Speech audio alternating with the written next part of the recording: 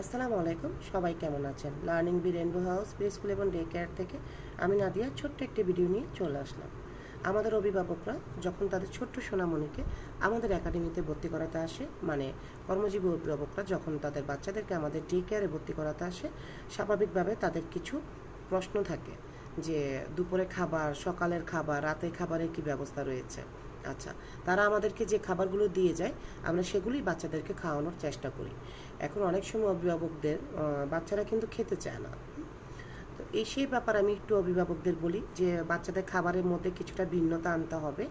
আমি সবসময় অভিভাবকদের বলি যে সকালে নাস্তার পরে অবশ্যই আমাদের এখানে প্রি স্কুল অ্যাক্টিভিটিস আছে বা ডে কেয়ার অ্যাক্টিভিটিস আছে।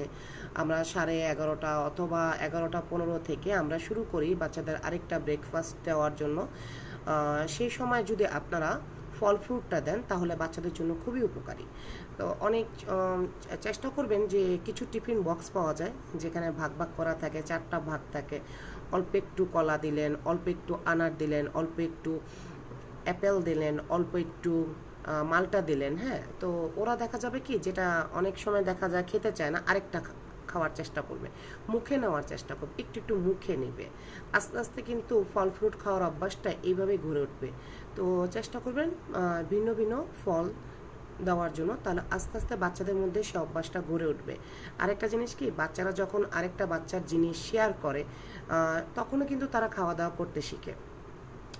আরেকটা, দুপুরে খাবারের সময় আমি বেশিরভাগই দেখেছি বাবা মারা এক ধরনের খাবারই দিয়ে থাকে অনেক সময়, হয়তো বা ডিম, হয়তো বা মুরগি, এই দুইটা খাবারই তারা বেশিরভাগই দিয়ে থাকে, সবজিটা কম দিচ্ছে। তা আমি সকল অভিভাবকদের উদ্দেশ্যে বলবো যে আপনারা হ্যাঁ সব ধরনের খাবার দেওয়ার চেষ্টা করবেন। আলু ভাজি দিতে পারেন, ডাল দিতে পারেন, সবজি দিতে পারেন, বিভিন্ন ধরনের সবজি দিয়ে, চিকেন দিয়েও কিন্তু উপকরণ তৈরি করা যায়। চিকেন দিয়ে কিন্তু সবজি তৈরি করা যায় যাতে আপনার সন্তান সেগুলো খেতে পারে।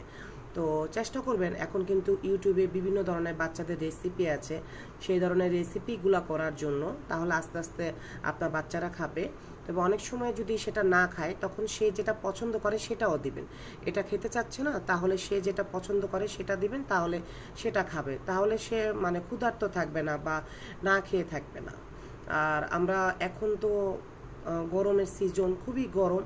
আমরা ডে কেয়ারের ব্যবস্থাপকরা সবসময় চেষ্টা করি আমাদের বাচ্চারা ঘন্টার পর ঘন্টা যাতে একটু পানি খাওয়ার অভ্যাসটা গড়ে ওঠে।